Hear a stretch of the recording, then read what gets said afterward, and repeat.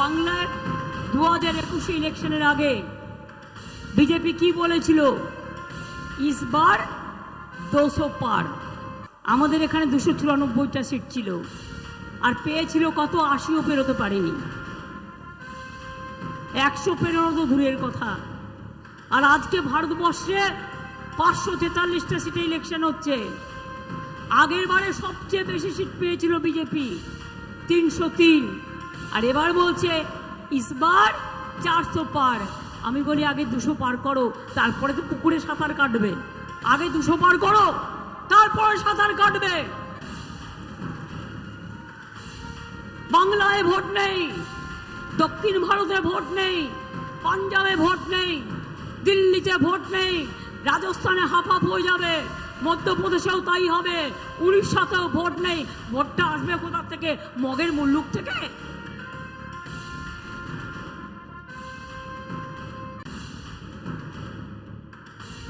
লোকেরা যখন বিপদে পড়ে তুমি কোথায় থাকো? আজকে নির্বাচন হলে ভোট পাখির মতো নেতারা চলে আসেন আর বলে ভোট দাও, ভোট দাও। আমি বলি ওদের ভোট দিয়ে লাভ নেই। 100 দিনের কাজ যারা করেছিল তাদের টাকা কে দিয়েছে জানেন? আমরা দিয়েছি। কি দিয়েছে কি দিইনি? দিয়ে থাকলে বলুন হ্যাঁ দিয়েছে, না দিয়ে থাকলে বলবেন দেননি। হয়ে গেল, টাকা দিয়ে দিয়েছি তো। 3 বছর ধরে 100 দিনের কাজ বন্ধ। বাংলা 1 নম্বরে ছিল, এত হিংসুটে লুচির মতো ফুলছে আর হিংসায় জ্বলছে। বিজেপি পার্টিটা লজ্জাও করে না। আর কাউকে কাউকে ডেকে বলছে তোকে অনেক টাকা দেব, কাউকে বলছে 5 কোটি দেবো, কাউকে বলছে 10 কোটি দেবো। তুই সাইলেন্ট থাক আর ভোটটা আমার হয়ে করে নে, আর না হলে আমি তোকে ইডি ধরবো, সিবিআই ধরবো। আমি বলি তোমরা ক্ষমতায় আসছো না, ধরবে কোত্থেকে? এদের কাছে মানুষের জীবনের মূল্য নেই। দিল্লির তৈরি বাহকতা করে খালি নম্বর বাড়াতে হবে আর চাকরিটা রাখতে হবে। একটা জিনিস পরিষ্কার, যদি বালুরঘাট লোকসভা থেকে সুকান্ত বাবু আগামী দিন যেতে, তাহলে আগের বার যেমন 100 দিনের টাকা বন্ধ করেছিল, এবার মানুষের মাছ মাংস খাওয়া এরা বন্ধ করবে। আমি বলছি না, মায়েরা যারা আছেন শুনে রাখুন, 3 দিন আগে কুচবিহারে বিজেপির জেলার সভানেত্রী দীপা চক্রবর্তী বিজেপির ছোট বড় নেতা সবাইকে স্টেজে বসিয়ে বলেছে, রাজ্য স্তরের নেতাদের স্টেজে বসিয়ে বলেছে যে বিজেপি যদি বাংলায় ভালো ফল করে তাহলে 3 মাসের মধ্যে বিজেপি লক্ষ্মীর ভান্ডার বন্ধ করবে। ফলস্বরূপ দেখেছেন কালকে ভোটে কি হয়েছে? কুচবিহার, জলপাইগুড়ি, আলিপুরদুয়ার মহিলাদের ঢল নেমেছে রাস্তায়।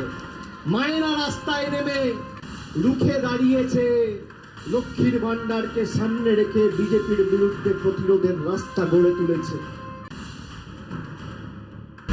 এইসব ড্রামাবাজি চলবে, 4 জুনের পরে বোঝা যাবে কে কোথায় আছে।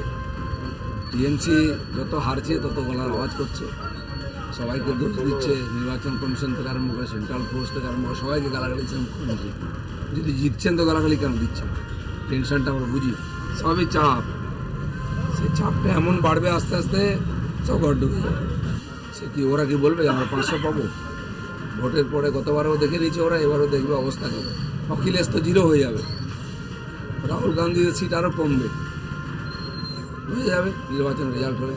উনি আগে নিজের সিটটা ধরে রাখুন, ওখানেই লিড নেব এবারে। মারপিট করে ভয় দেখিয়ে গুন্ডা দেখে আর সুবিধা করতে পারবেন না, তাহলে ভেতরে যেতে হবে।